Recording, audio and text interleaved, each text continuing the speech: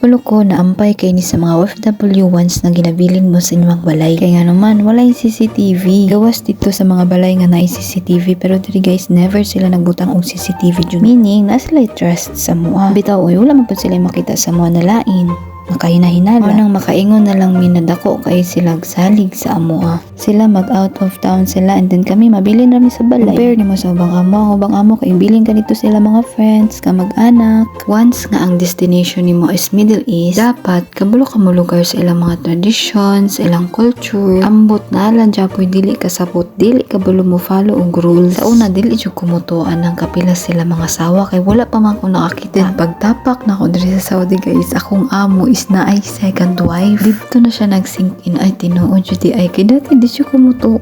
Kapag mag-uwa mo ingnanan mo ana i-educate man mo ingana. Kay istadihan ninyo ilang culture, ilang tradition. So ang ingon dito sa moa is pwede sila makapangasawa hantod 4 times. Ang uban kay mga tawo pag madungog din nila pero bitaw tinuod jud siya. And ako mismo sa akong sarili is makaingon jud ko na interesting jud ayo ang ilang religion guys, as in pag gusto kag pangasawa dira basta kaya nimo i-provide ilang mga needs ana ra kadali. Mao to first kita na mo sa akong employer is gikwento juday niya. Ana siya na I have second wife. Uy, ika-proud jud na nila.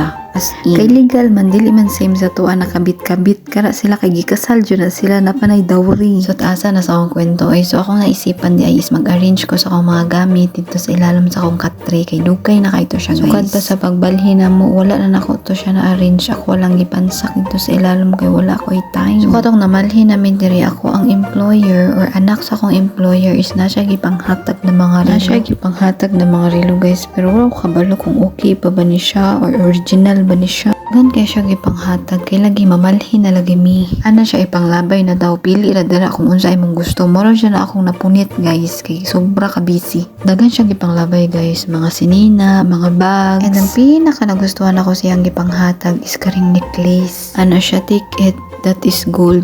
Ana ko nga nung ilabay man imo nga gold man na siya light daw. Dili siya ganun og light guys, lightweight. Kita kay dili man ta pilian, magaan man or bugat, basta gold. So nikanta na lang ko, if you want it, take it. Bitaw, ako ang kuha daw ni sayang lang ilabay. Asa ka makapunitog 18k na gold. So more to guys ha. Thank you for watching my videos. Hope you like, share, and subscribe. Charot. Bitaw guys, may matulog na ko. So thank you for watching. Bye. Maasalama everyone.